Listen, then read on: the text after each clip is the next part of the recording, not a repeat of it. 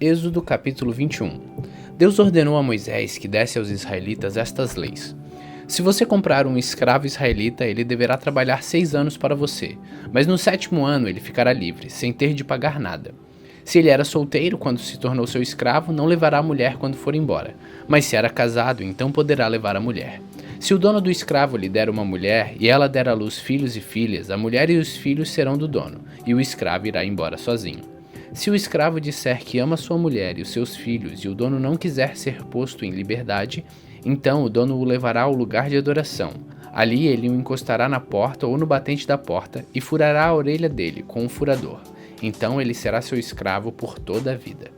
Se um homem vender a sua filha para ser escrava, ela não ficará livre como ficam os escravos do sexo masculino. Se um homem a comprar e disser que quer casar com ela, mas depois não gostar dela, ele terá que vendê-la novamente ao pai dela. O seu dono não poderá vendê-la a estrangeiros, pois ele não agiu direito com ela. Se alguém comprar uma escrava para fazê-la casar com seu filho, deverá tratá-la como se fosse a sua filha. Se um homem casar com uma segunda mulher, deverá continuar a dar à primeira a mesma quantidade de alimentos e de roupas e os mesmos direitos que ela possuía antes. Se ele não cumprir essas 3 coisas, ela poderá sair livre, sem ter que pagar nada. Deverá ser morto todo aquele que ferir uma pessoa, de modo que ela morra. Porém, se foi apenas um acidente, não tendo havido intenção de matar, então aquele que matou deverá fugir para um lugar que eu escolherei, e ali ele ficará livre. Mas se um homem ficar com raiva e matar o outro de propósito, deverá ser morto, ainda que ele tenha fugido para o meu altar a fim de se salvar. Quem bater no pai ou na mãe será morto. Quem levar à força uma pessoa para vendê-la ou para ficar com ela como escrava, será morto. Quem amaldiçoar o pai ou a mãe, será morto. Se durante uma briga um homem ferir o outro com uma pedra ou com um soco, ele não será castigado se aquele que for ferido não morrer. Mas se este ficar de cama e mais tarde se levantar e começar a andar fora da casa com a ajuda de uma bengala, então aquele que o feriu terá de pagar o tempo que o outro perdeu e também as despesas do tratamento. Se alguém ferir a pauladas o seu escravo e ele morrer na hora, o que bateu será castigado. Mas se o seu escravo morrer só 1 ou 2 dias depois, o dono não será castigado, pois a perda do escravo já é um castigo para o dono. Essa lei vale também para as escravas. Se alguns homens estiverem brigando e ferirem uma mulher grávida e por causa disso ela perder a criança, mas sem maior prejuízo para a sua saúde, aquele que a feriu será obrigado a pagar o que o marido dela exigir, de acordo com o que os juízes decidirem. Mas se a mulher for ferida gravemente, o castigo será vida por vida, olho por olho, dente por dente, mão por mão, pé por pé, queimadura por queimadura, ferimento por ferimento, machucadura por machucadura. Se alguém ferir o olho do seu escravo e ele perder a vista, o escravo terá de ser libertado como pagamento pelo olho perdido. E se alguém quebrar um dente do seu escravo, ele terá de ser libertado como pagamento pelo dente. Essa lei vale também para as escravas. Se um boi chifrar um homem ou uma mulher e a pessoa morrer, o boi deverá ser morto a pedradas, e ninguém comerá sua carne, mas o dono do boi não será castigado. Porém, se o boi tinha o costume de chifrar as pessoas e o seu dono sabia disso e não o prendeu, e o boi matar algum homem ou alguma mulher, o boi será morto a pedradas e o seu dono também será morto. No entanto, se deixarem que o dono pague uma multa para salvar a sua vida, então ele terá de pagar tudo o que for exigido. Se um boi matar um menino ou uma menina, o dono será julgado por esta mesma lei. Se um boi chifrar um escravo ou uma escrava, o dono receberá como pagamento 30 barras de prata, e o boi será morto a pedradas. Se alguém tirar a tampa de um poço ou se cavar um poço e não o tapar, e nele cair um boi ou um jumento, essa pessoa terá de pagar ao dono o preço do animal. Ela fará o pagamento em dinheiro, porém o animal morto será seu. Se o boi de um homem ferir o boi de outro, e o boi que foi ferido morrer, o boi vivo será vendido, e o dinheiro será repartido entre os 2 homens. O boi morto será dividido entre os 2 também. Porém, se o boi já era conhecido como boi chifrador, e o seu dono não o prendeu, ele dará ao outro homem um boi vivo, mas o boi morto será seu. Êxodo capítulo 22. Se alguém roubar um boi ou uma ovelha e matar ou vender o animal, pagará 5 bois por um e 4 ovelhas por uma ovelha. Quem roubou deverá pagar por aquilo que roubou. Se não tiver com o que pagar, então deverá ser vendido como escravo para pagar por aquilo que roubou. Se o animal roubado, seja boi, jumento ou ovelha, for encontrado vivo com a pessoa que o roubou, ele pagará por mais um. Se um ladrão for apanhado roubando de noite uma casa e for morto, quem o matar não será culpado pela morte do ladrão, mas se isso acontecer durante o dia, ele será culpado de assassinato. Se alguém deixar que os animais pastem num campo ou numa plantação de uvas, ou se os largar para comerem as colheitas de outras pessoas, esse alguém pagará com o melhor do seu próprio campo ou com o melhor da sua própria plantação de uvas. Se alguém acender uma fogueira no seu campo e o fogo pegar nos espinheiros e se espalhar pelo campo do outro homem, e destruir os feixes de trigo ou as plantações que já tiverem maduras, aquele que acendeu a fogueira pagará todos os prejuízos. Se alguém receber de outra pessoa dinheiro ou objeto para serem guardados, e isso for roubado da sua casa, o ladrão, se for achado, pagará o dobro. Mas se o ladrão não for encontrado, o dono da casa será levado ao lugar de adoração, e ali deverá jurar que não roubou o que lhe foi dado para guardar. Se uma pessoa ficar com um boi, ou um jumento, uma ovelha, roupas ou qualquer coisa perdida, e aparecer alguém dizendo que é o dono, o caso deverá ser levado até o lugar de adoração. Aquele que Deus declarar culpado pagará ao dono o dobro.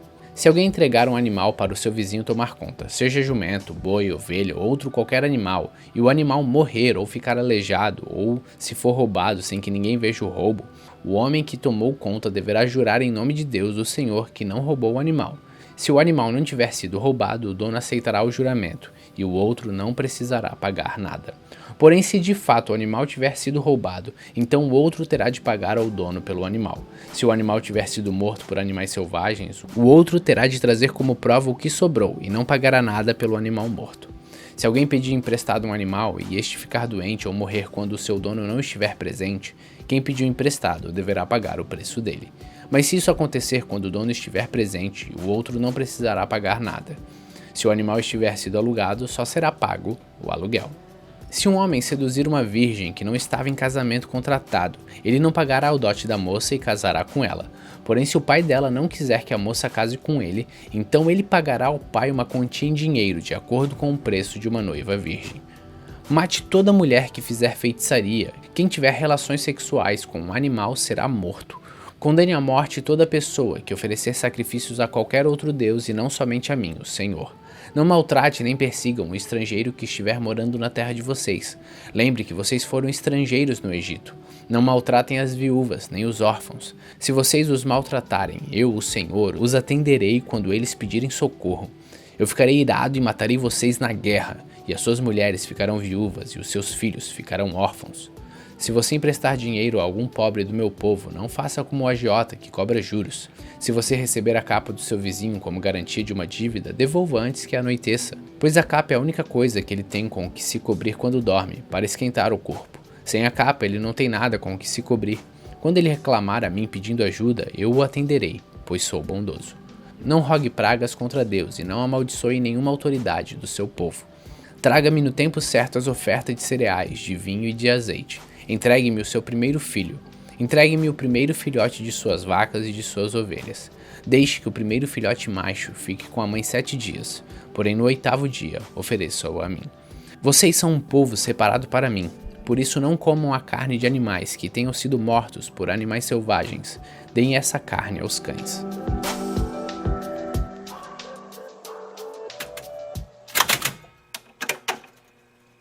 Salmos capítulo 36. O pecado fala ao perverso, lá no fundo do seu coração. O perverso não aprende a temer a Deus. Ele se julga muito importante e pensa que Deus não descobrirá o seu pecado e não o condenará. A conversa dele é má e cheia de mentiras, ele não tem juízo e não quer fazer o bem. Deitado na sua cama, ele planeja maldades. Ele anda por caminhos que não são bons e nunca rejeita as coisas más. Ó Senhor Deus, o teu amor chega até o céu e a tua fidelidade vai além das nuvens. A tua justiça é firme como as grandes montanhas, e os teus julgamentos são profundos como o mar. Ó Senhor Deus, tu cuida das pessoas e dos animais. Como é precioso o teu amor. Na sombra das tuas asas encontro proteção. Ficamos satisfeitos com a comida que nos dá, com fartura. Tu nos deixas beber do rio da tua bondade. Tu és a fonte da vida, e por causa da tua luz nós vemos a luz. Ó Deus, continua a amar os que te conhecem e a fazer o bem aos que têm coração honesto. Não deixe que os orgulhosos e os maus me pisem e me obriguem a fugir. Lá estão eles caídos, foram derrubados e não podem se levantar.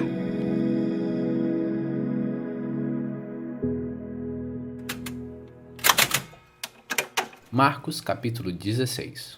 Depois que terminou o sábado, Maria Madalena, Salomé e Maria, a mãe de Tiago, compraram perfumes para perfumar o corpo de Jesus. No domingo bem cedo, ao nascer do sol, elas foram ao túmulo. No caminho perguntavam umas às outras: "Quem vai tirar para nós a pedra que fecha a entrada do túmulo?" Elas diziam isso porque a pedra era muito grande, mas quando olharam, viram que ela já havia sido retirada. Então elas entraram no túmulo e viram um moço vestido de branco sentado ao lado direito. Elas ficaram muito assustadas, mas ele disse: "Não se assustem. Sei que vocês estão procurando Jesus de Nazaré, que foi crucificado, mas ele não está aqui, pois já foi ressuscitado. Vejam um lugar onde ele foi posto. Agora vão e deem este recado a Pedro e aos outros discípulos. Ele vai adiante de vocês para a Galiléia. Lá vocês vão vê-lo, como ele mesmo disse." Elas saíram e fugiram do túmulo apavoradas e tremendo, e não contaram nada a ninguém porque estavam com muito medo. Jesus ressuscitou no domingo bem cedo e apareceu primeiro a Maria Madalena, de quem havia expulsado 7 demônios. Ela foi contar isto aos companheiros de Jesus, pois eles estavam tristes e chorando. Quando ouviram dizer que Jesus estava vivo e que tinha aparecido a ela, eles não acreditaram. Depois disso, Jesus se apresentou com outra aparência a 2 discípulos que iam caminhando para o campo. Eles voltaram e foram contar isso aos outros discípulos, e estes não acreditaram no que os 2 disseram. Por último, Jesus apareceu aos 11 discípulos, enquanto eles estavam à mesa comendo. Ele os repreendeu por não terem fé e por teimarem em não acreditar no que haviam contado àqueles que tinham visto ele ressuscitado. Então ele disse: "Vão pelo mundo inteiro e anunciem o evangelho a todas as pessoas. Quem crer e for batizado será salvo, mas quem não crer será condenado. Aos que crerem será dado o poder de fazer estes milagres: expulsar demônios pelo poder do meu nome, falar novas línguas. Se pegarem cobras ou beberem algum veneno, não sofrerão mal algum. E quando puserem as mãos sobre os doentes, estes ficarão curados." Depois de falar com eles, o Senhor Jesus foi levado ao céu e sentou-se ao lado direito de Deus. Os discípulos foram anunciar o evangelho por toda parte, e o Senhor os ajudava e, por meio de milagres, provava que a mensagem deles era verdadeira.